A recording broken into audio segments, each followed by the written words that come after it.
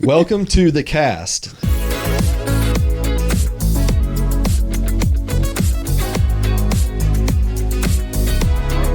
And I have Emily Taylor with me, Pastor Chris Stubbs, and I'm Gary West. And let's see, this is our second podcast. Number two. This is really kind of my favorite time of year. We're coming off two of the best weekends of the year. The start of college football. Amen. And then the start of the NFL season. Plus, opening day dove season, 3-day weekend. I mean, I'm out. You're out? Not a football? No, I am. I just don't. I don't know enough. Like, it's a guy thing. Go on.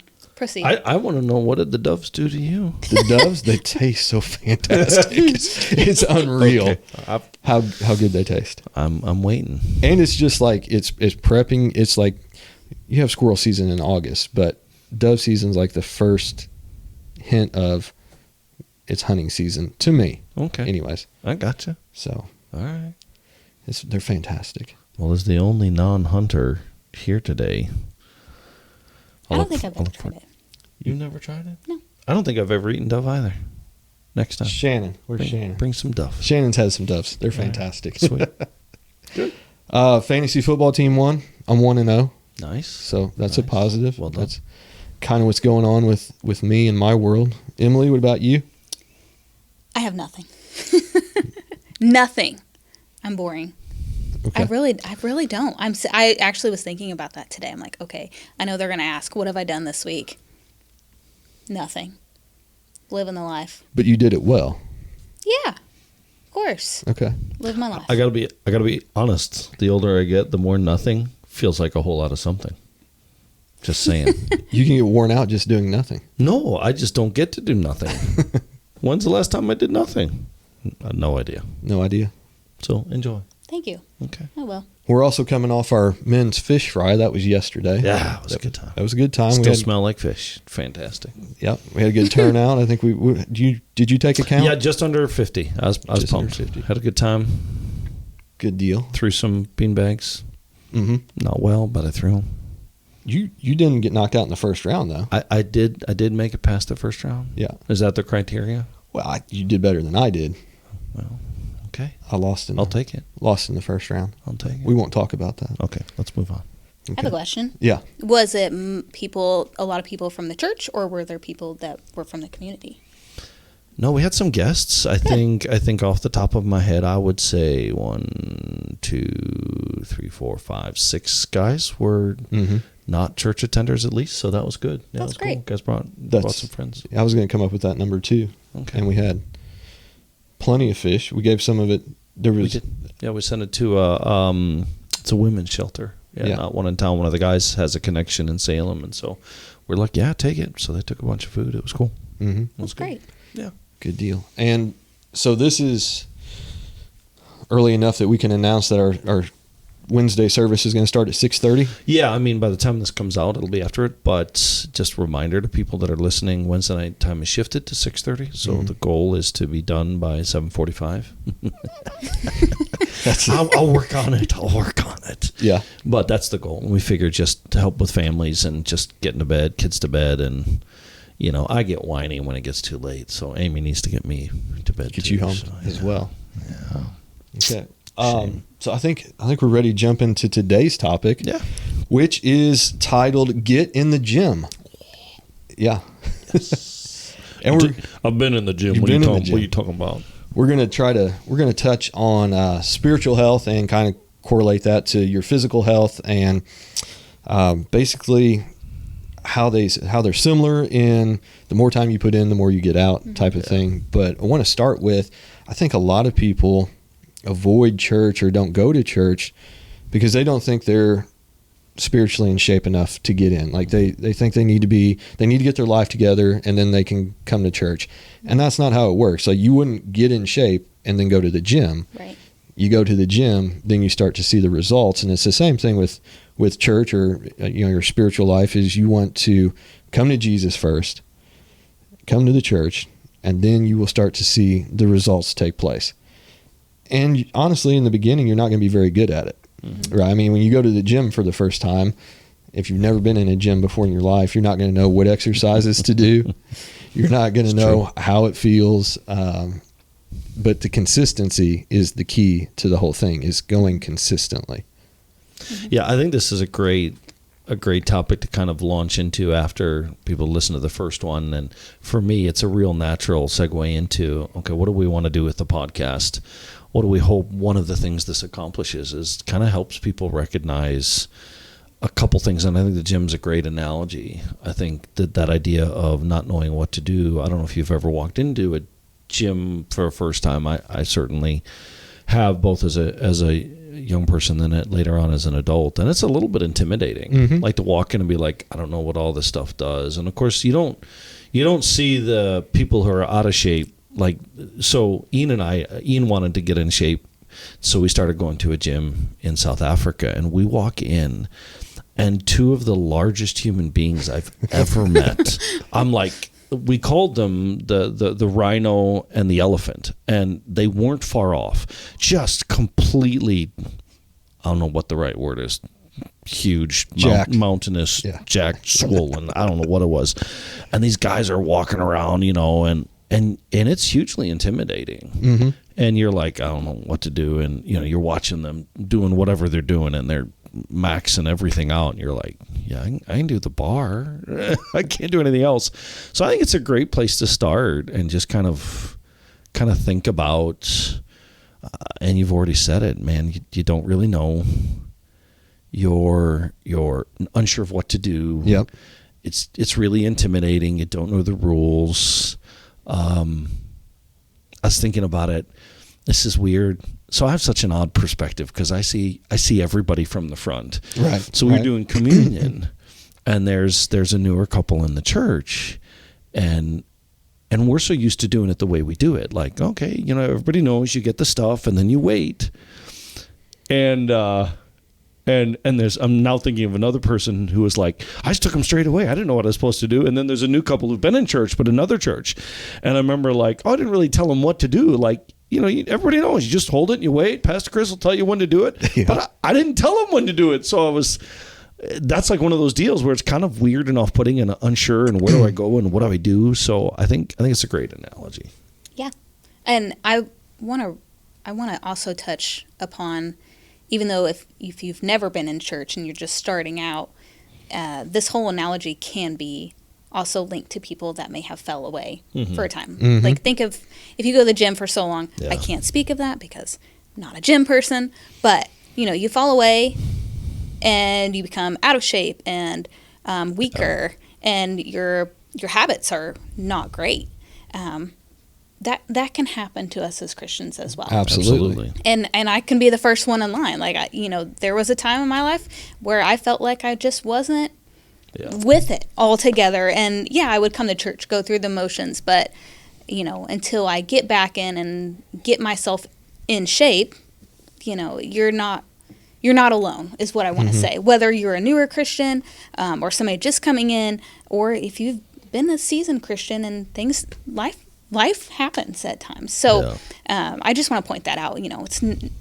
It's for both people at the beginning, and also it can be right in the middle too. Absolutely. As well. So how do we, I think you raise an excellent point. How do we create a space then where we help people, whether they're brand new or they're navigating, I used to do this, I didn't do it, what may be self-induced shame and guilt, maybe other people's induced shame and guilt. I mean, you have that obstacles. How do we create a space where people can come in and get right back into the gym? Not intimidating too, right? Yeah. Yeah. I think, well, first of all, I think the people that are in spiritually in shape, if they reach out if they're inviting to them, if they're welcoming to them, that would be a huge help to somebody coming in from maybe not a position of where they feel worthy, but you're never worthy. None of us are worthy. Yeah, that's the thing too, is like, even when you were in Africa in the gym and those big guys were there, they were still working and fine tuning, and they were just further along than what you and Ian were, but they weren't perfect. No. they're still working towards that. So that's what, people coming in kind of have to understand, like nobody in here is perfect. Mm-hmm. There's only one guy can hold that, and that'd be Jesus. But the rest of us are trying to get, just trying to stay or improve, our spiritual walk, stay on that line, on that trail. But that's what I think is those of us who are more seasoned, being inviting, being welcoming to newcomers will help them feel more comfortable. Right. Yeah, so it kind of is on those of us that are part of the body to find them, see them, encourage them, welcome them. Emily, what do you think? I think that's just, for me, that's a challenge for me to make sure that I am aware of who's around me and to make sure that I am welcoming and letting people know they're not alone. Like, for me, I went to another church a few years ago, and I just thought to myself, okay, this person is welcoming and this person is welcoming. I want to make sure that I radiate the same energy when others come in that may not know, because we could be the beginning steps. Just like when you walk into a gym and you may have a trainer, are we going to be that trainer? So for me, it's almost a challenge for me to get more in shape so I can be willing to lead others. Because I mean, don't get me wrong, I'm very intimidated sometimes when I come into a new church, or because I'm thinking, where do I even start? So I want to make sure people have that calmness in a sense. I mean, you're probably not going to be calm, but you're going to come in and you're going to feel at peace and welcomed. And so not only is it a challenge for them, but it's a challenge for ourselves as well. Yeah. Holly this summer, my wife, she met a person, invited this person to church, and the person was questioning her, like, do I have to dress in a certain fashion? Do I have to, things about the church, like wanting to know how she needed to be to fit in. And it's like, no, you can just come and we'll take you how you are. You don't have to dress a certain way. You don't have to have a certain status or anything like that. Just come, and all that stuff will work itself out. And I think it's important that we understand that some of that is those of us who go to church, even if we don't ever go and greet somebody, because you talked about that, and not everybody is. I mean, no one's really comfortable going up and greeting somebody who's new. I mean, I'm a huge people person, and it still is like, all right, you got to go do it, because it's a little bit of an awkward step. But I think even something as simple as the way we dress communicates something to people. I intentionally don't wear suits and ties. They're uncomfortable, but it's more than just a suit. It's more than just they're uncomfortable. There's an intentional choice to say, I want people to feel comfortable when they walk in. I want people to have as few barriers as possible. So I think that's one thing we can do. I think thinking about what's going to happen when I go to church today. Am I going to, if it's tough for me to go welcome somebody, what if somebody comes up to me? How am I going to respond? Just thinking about it. I think that the biggest issue, honestly, is just being kind to people. Like we think there has to be this thing, and I'm like, just be nice. Somebody says hi, say hi back. When you recognize somebody as new, okay, maybe I have to push myself a bit, but to me, the responsibility is not on the new person. The responsibility is on those of us that are there. Yeah, absolutely. And like when we went to the gym, the first time we went, we had a guy walking us around. Like somebody who came alongside of us, and that was their job, and that's what they got paid to do. But I think that's one thing we can do to help people, is have people who are looking and like, oh, you're new here. Hey, let me walk you around. Let me show you what to do. Let me point you in the right direction. I think some of those are intentional steps that can soften the new. Absolutely. And even like having, you said, places to plug them in, like the start of the foundation series. And these different things that you're doing intentionally to help people, newcomers, find their niche or their path is going to be beneficial. You said something I want to dig into a little bit farther, if I can. You said we're not going to be perfect. We're not going to do it perfect. How does that translate into creating that space that's okay, like for both of you guys? How important is it? Give me your thoughts on that. Well, I think, I look at the disciples, and I look at Paul, and I look at the characters of the Bible, if you want to call them characters, the people in the Bible, and none of them were perfect, but Sure. all of them found Jesus, or he found them, and they all benefited from his love. So I think it's important for us as the church to have grace for those that are coming in, and make them feel welcome. Make them feel like this is a place where whatever they have, whatever sins, ABC, it doesn't matter. That doesn't disqualify you from the love of Jesus. Sure. Mm-hmm. That doesn't disqualify you from my love, or from the church. Like, that's just, it's like going to the gym. You just don't get in shape and then go there. Mm-hmm. It happens by getting there. Then you start to see the results. So that's kind of my take on it. I think of the Bible study that I'm currently in with several girls my age, and for me, it's interesting to watch some of them grow, because some of them may have never even known about Jesus. And I remember one of them specifically, she came to Bible study, and one of the more seasoned girls went over and said, okay, let me show you. This is where I think we were going to like Matthew. Well, let me show you, how do you find a Bible, a certain book of the Bible, I mean. And I just thought, man, like, in my mind, we get so in a routine, or at least I do. And then everything I say, I'm speaking just from what I have felt or thought. We get in such a routine that I think, oh, it's not that simple. Mm-hmm. Right. For somebody that's coming in. And so for me, I have to break it down to remember, okay, like you said with the disciples, none of us are perfect. We've all come in on different levels. We have to have grace, because at one point in our time or our lives, somebody's had grace for us. Mm-hmm. And so for me, it's just it's a good reminder that, we are living out what Jesus, he gave grace to everybody, that we're completely imperfect, and we're so imperfect, and so we need to recognize that. And I mean, again, I could be word vomiting. I think I said that in the last podcast. Word vomit is my title here. Right. But yeah, just to reflect that whole idea of grace towards others that are brand new, that may feel like, I don't even know where to find the book of Matthew. Where is that? Mm-hmm. Or even like, how do you say Philippians? Or, it's simple things, So,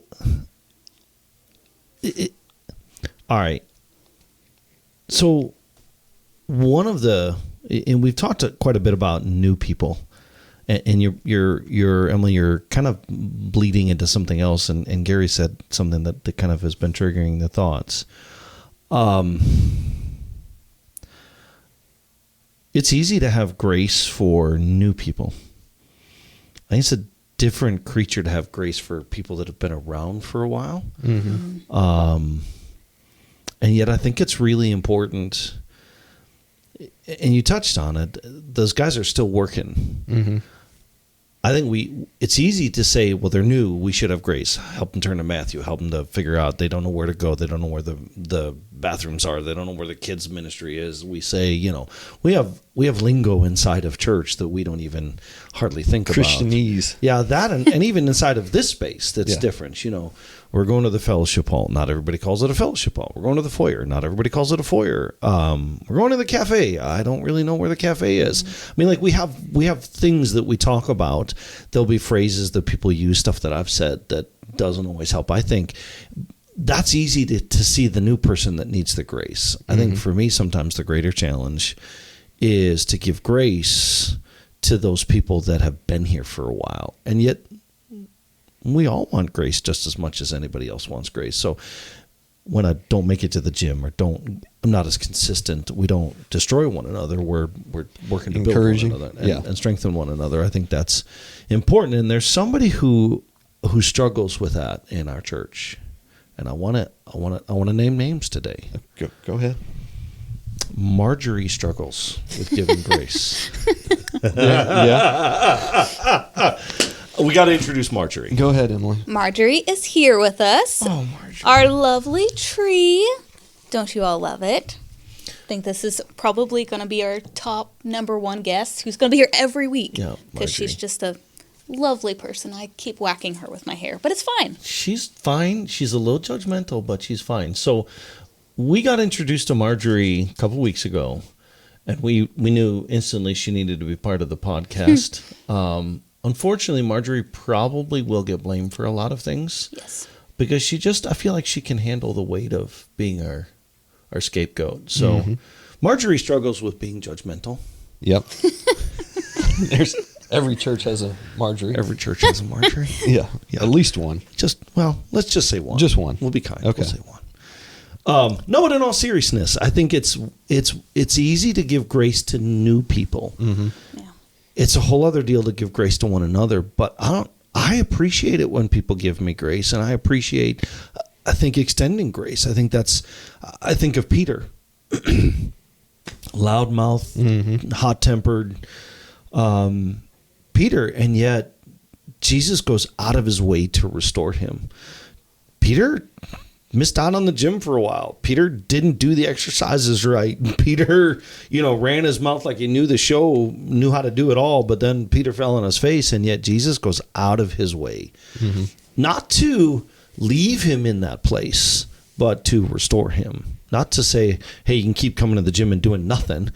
No, let's get back in, let's get back working, let's get back doing. And I think that's an important component of all of this as well. As we talk about the illustration of a gym, man, it's not just like, oh, new people, we welcome you, but even people that have fallen, have gotten away, aren't doing as well, who just need a little encouragement. Hey, I've plateaued and I'm frustrated. I think we've all been in that space where you got to do something different to get something different. So you got to change up the routine. You got to whatever you need to do. And I don't know a ton about weightlifting, but I know if you do the same thing over and over, you don't necessarily get exactly what you want. You got to switch up the routine sometimes and do different stuff sometimes. So I think for me, that's that encouragement to keep going, even for those that are doing well, to take it to the next level. That's part and parcel of this analogy is, hey, let's be that place for people. Yeah, and it's the community of the church. Like, because how many people are we running?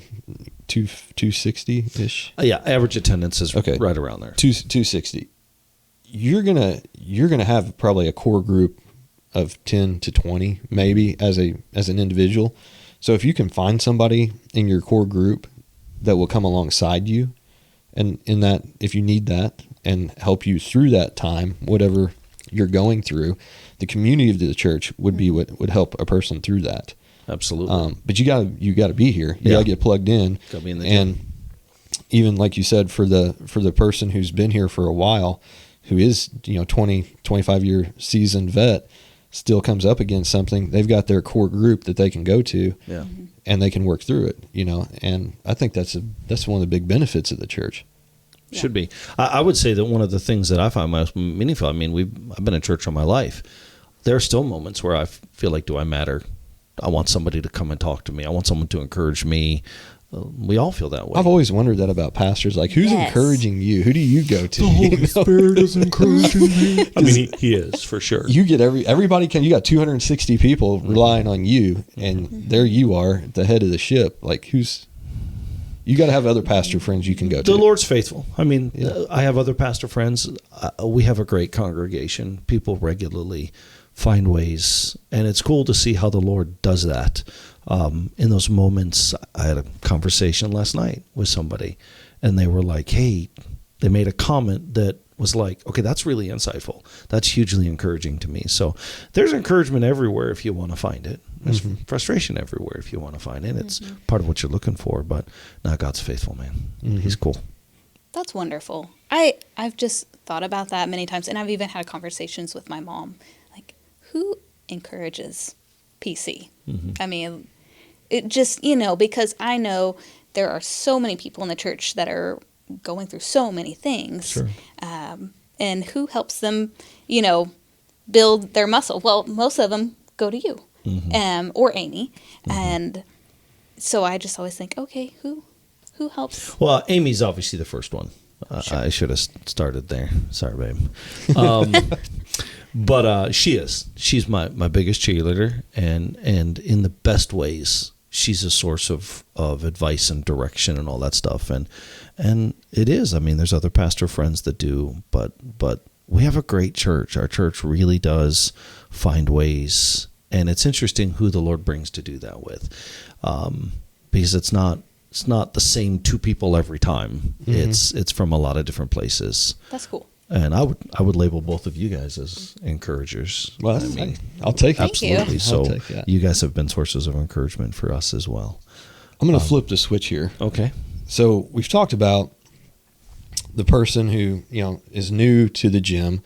We talked about the guy who's left the gym. Mm-hmm. What about the guy who's not getting the results that he wants while he's out there? What's the difference between the person who's moving forward and the one who's kind of stagnant? Mm-hmm. You asking me? I'm asking you. You're looking at me. No, I'm asking you. Yeah. You're asking me. So if you're in that spiritual, you kind of hit that spiritual maybe plateau, or you're regress. You see yourself regressing.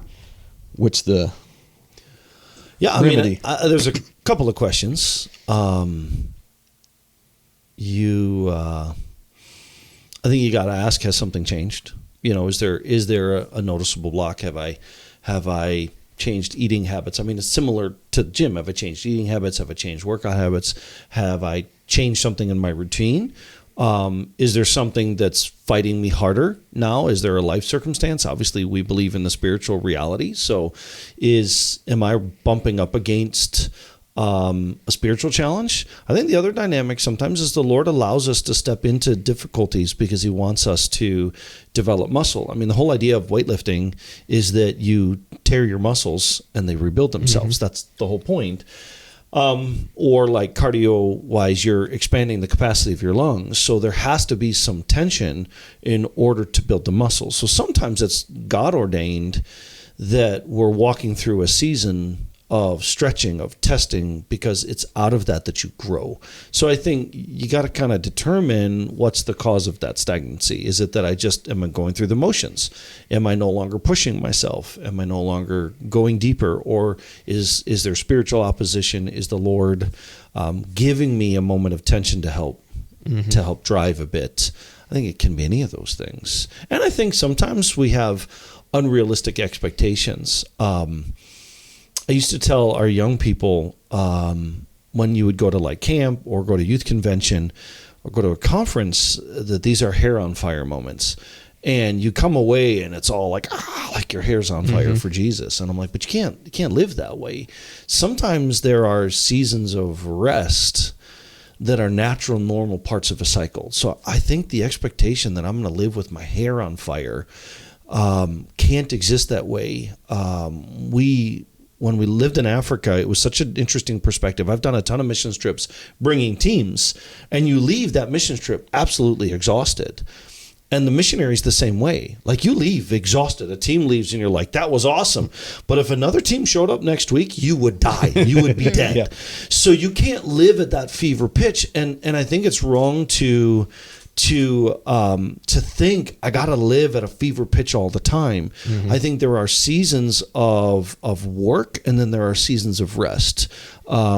And that's God ordained rest. So I think sometimes you got to understand, even in the workout setting, you can't lift heavy all the time. You have to have moments of rest. You can't go hard all the time. Your body will break down. It'll crumble. It's kind of the same deal. There is a natural rhythm that we have to walk into. So even I think some of our expectations, I'm in the gym, but I'm not lifting heavy all the time. And it being okay that there's a season of rest and then there's a season of heavy lifting, that we walk in that cycle well. That's I think is a great point. I the whole cycle with the rest, because I remember back in January I was speaking with somebody and I told them I felt like I was just digging through every single book, devotion, Bible, whatever I could get my hands on. But I was wearing myself out. Yeah, absolutely. And there, like you said, thank the Lord, there is God ordained resting moments. Yeah. So like you said, getting in the gym, you can wear yourself out really quickly in that hair on fire moments. But rest is just as important. And what you touched on right there is another big thing, is what you're putting into your body. And it's when you're lifting, if you're not eating the right nutrition, if you're not dieting right, you're not going to see the results that you want to see. And it's the same thing spiritually. If you're here for 2 hours on Sunday morning and then you go out into the world and you fill yourself with filth, then you're probably not going to get the results that you want to see. Right. Or there's going to be, if you do, it's going to take a long time. Yeah. Yeah, absolutely. I was telling you earlier, I'm reminded of this, I don't know what it's called, a reel or whatever it's called. My children will correct me later. About this pastor, and he's talking about the gym. I've seen it a while ago, but I was reminded of it when we were prepping for this. And he says, he brings a guy up on stage, and this guy is just jacked, and he's like, me and this guy go to the same gym. Mm-hmm. Me and this guy lift the same weights. Me and this guy listen to the same music. We're in the same atmosphere, but we don't look the same. And he was talking about how we use the gym. Like, if I'm going to church because I'm using it to get strong and get healthy and work out, what happens outside the gym actually matters. What am I using the gym for? And the point he made was some people go to the gym and bring the gym with them, is what he said. They go outside and then they look at that food and they're like, no, I'm not eating that because I went to the gym. I want the gym to be maximized in my life, so I'm not eating that, and I'm not going to go do that, and I'm gonna maintain a lifestyle because I went to the gym. I'm going to avoid things. Mm-hmm. And then other people will go to the gym and say, oh, I went to the gym so I can eat that. I went to the gym so I can consume that. So kind of the point being, what happens outside of the gym matters. The gym is good. It's a great place, and being in church is awesome, but you're getting 4 hours tops a week. What happens outside matters. And am I using the gym to justify my excess, or am I using the gym to deny the excess in my life? What am I doing with the gym when I'm not in the gym? Because the gym is most effective when I bring the gym with me, when I live like I've been to the gym, instead of using the gym just to justify whatever I want to do. And I thought, man, that's such a powerful point. I saw it over a year ago, and as we were prepping, I went and watched it again. Do I use the gym to deny excess, or do I use the gym to indulge in excess? And I think that's the final part in that. Am I going to church to justify whatever? Oh, I went to church this week, so I can do whatever I want to do. Or am I saying, no, I went to church this week, I want to maximize that, so I'm not going to do this. I'm not going to eat that. I'm not going to put that in my head. I'm not going to listen to that. I'm not going to ingest whatever that is, because I want the gym to have the maximum effect. I think that's a powerful component to that as well. That's probably the most important thing. I think they all work together. Yeah. But there's so much more time outside of church than inside. Absolutely. It's a challenge. It is. Emily, would you like to conclude with anything? I just think this is great. I'm over here thinking about the next topic we're going to talk about and tying that in. So I'm excited. Yeah. Pastor Chris? No, I think I love this whole idea of we're all just trying to get to the gym and make ourselves better, and we'll do better if we're all helping each other along. We'll do better in the gym if we're helping each other along. We'll do better outside of the gym if we're helping each other along. Like, this is not just a do-it-myself issue. And if we can see each other as working together and getting ourselves healthy and moving ourselves down the road, then how much better off will we be? You said it, Gary, this is a community deal. And that's how I think we should function as a church. When we're in the gym, we're worshiping Jesus, we're encouraging each other, we're going after it. When we're outside the gym, we're paying attention to one another, we're walking with one another, we're helping one another. Man, what could we be if that's how we began to function? Absolutely. Yeah. So I would just conclude with encouraging, if you're watching this podcast and you don't have a church home, come give us a visit. If you are in this church and you see somebody, doesn't matter if they're new or if they've been here for a while, but if you see the opportunity to love on somebody, encourage them, do it, because we all need it, and you may never know when that person needs it. So give somebody a word of encouragement, and hopefully we'll all get there together. Absolutely. It's great. Sweet. This has been The Cast, a production of Bedford First Assembly of God in Bedford, Indiana. Your hosts were Emily Taylor and Gary West, produced by Shannon Hiles and Tia Hiles, and engineered by Tim Ray. Be sure to watch for new episodes of The Cast every Monday.